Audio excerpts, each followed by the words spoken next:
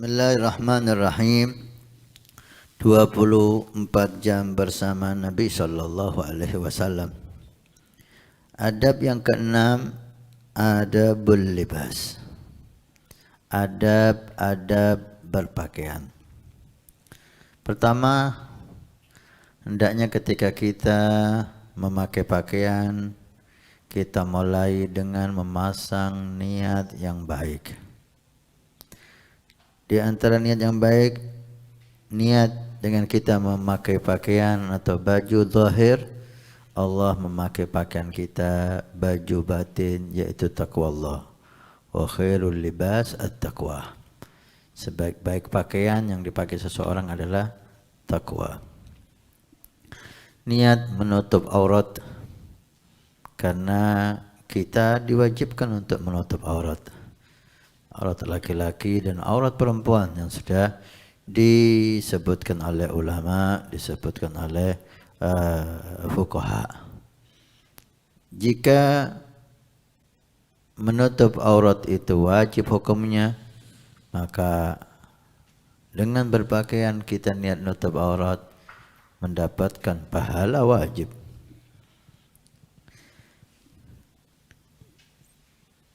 Juga perlu kita niat menunjukkan nikmat Allah. Pakaian termasuk nikmat.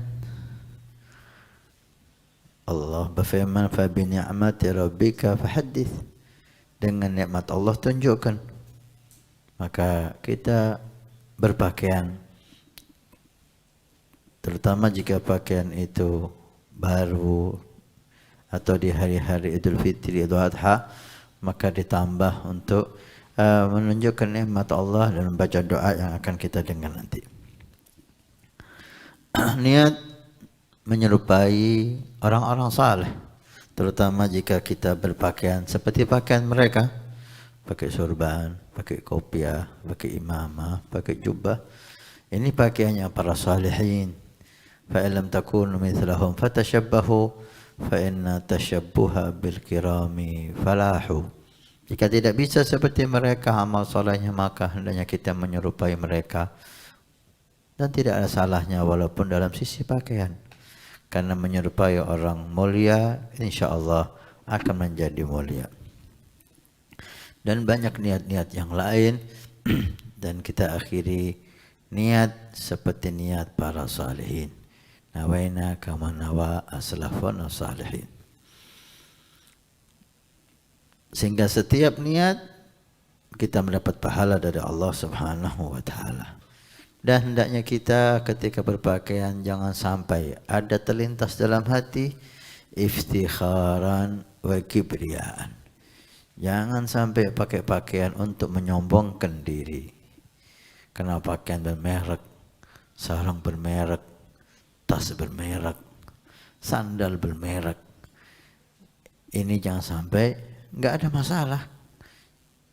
Bermerek bukan menjadi suatu kesalahan, tapi ketika kita membelinya, memakainya untuk membanggakan diri, untuk kesombongan, itu yang bahaya. Karena ada riwayat siapa yang menggunakan pakaian untuk kesombongan, untuk bersombong-sombong, dia tunjukkan ini pakaian bermerek, tas bermerek, sepatu bermerek, maka Allah akan menghinakan dia di hari kiamat. Na'udzubillah.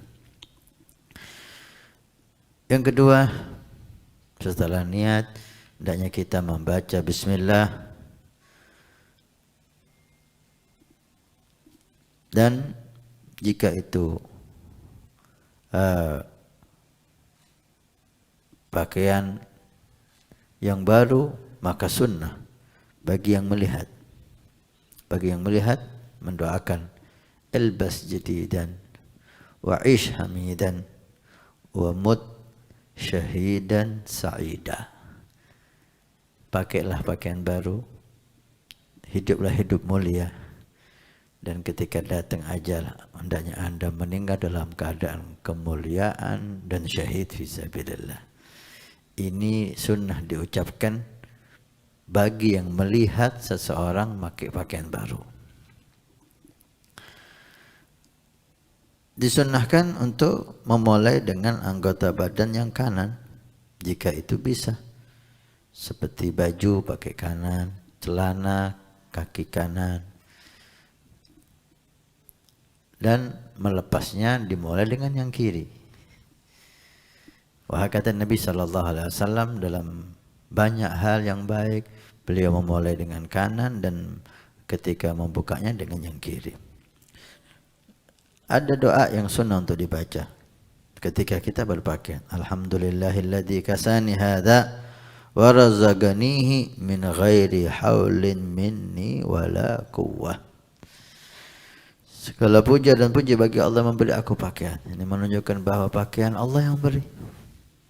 Karena ada hadis qudsi yang mengatakan, ya ibadi wahai hambaku, kamu itu enggak punya pakaian telanjang kecuali yang aku beri pakaian. Maka mintalah kepada aku pakaian. Maka kita bersyukur kepada Allah, alhamdulillah yang memberi kami pakaian. Wa razaqani, dan memberikan kepada kami rezeki tanpa usaha dan jerih payah dari kami, semuanya dari Allah Subhanahu wa taala. Dan ditambah lagi di sini adab untuk memakai cincin. Cincin bagi laki-laki dari perak di tangan kanan dan di kelingking ya. Di kelingking kanan. Gini seperti gini ya. Nah.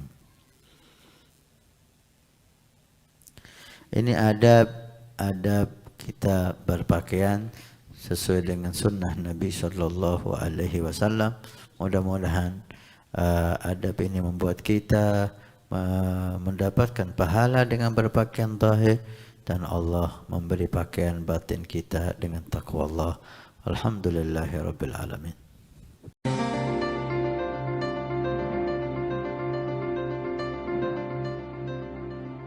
Nabi bersabda, "Man bana masjidan banallahu baitan fil jannah."